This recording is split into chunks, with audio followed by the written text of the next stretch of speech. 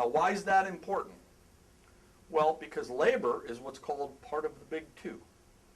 Two biggest expenses in the restaurant business are food cost and labor cost. And if I don't hit labor cost, I won't make money. Really, the good restaurants peak this as high as they can get it. They keep adding employees at lunch, higher and higher and higher. And they keep adding employees at dinner, higher and higher and higher. Because if you staff it, they will come. I think there was a movie back in the day, baseball movie. If you build it, they will come. If you build it, they will come. Same with schedule. If you build it, they will come.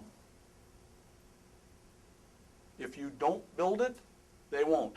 Because what ends up happening is, with the flat schedule, the customer has decided that they want to eat during a peak period. You don't have enough people to serve them during the peak period, so they come in, they get violated, and then they say, you know what, I don't want to eat here anymore, I'll go someplace else. Interestingly enough, the people that come in on the off-peak period, like in the middle of the day, they always say how great the service is. So if you want to go eat at XYZ restaurant, go there at 3 because the service is wonderful.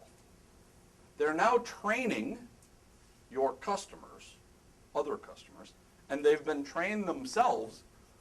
Don't go into that restaurant at noon. And what will happen is, in time, your sales will spread out wider and wider and wider. You won't get the high peaks.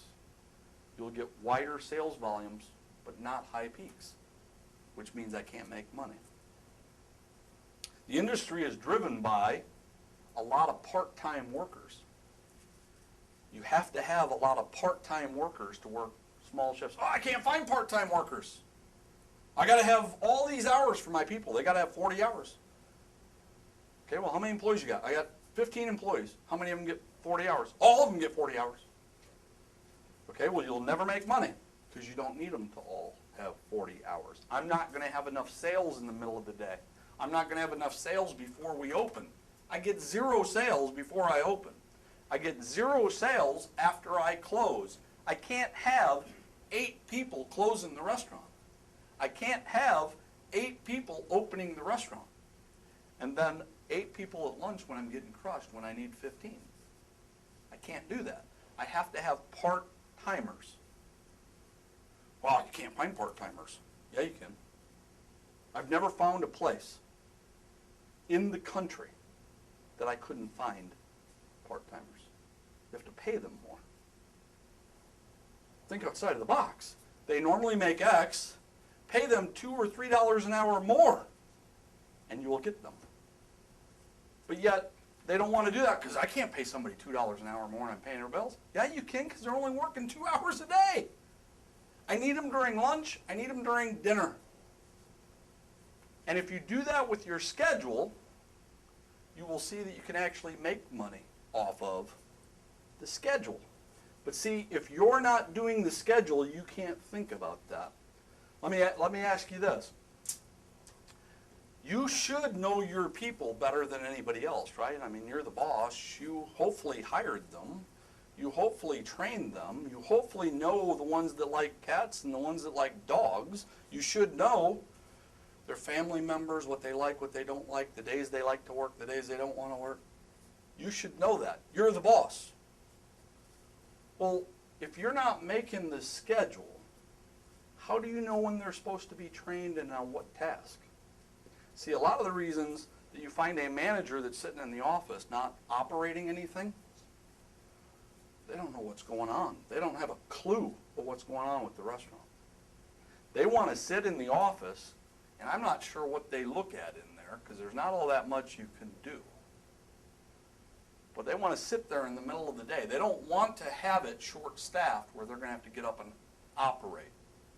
Which brings me back to training. The best trainer in a restaurant has to be the person in charge.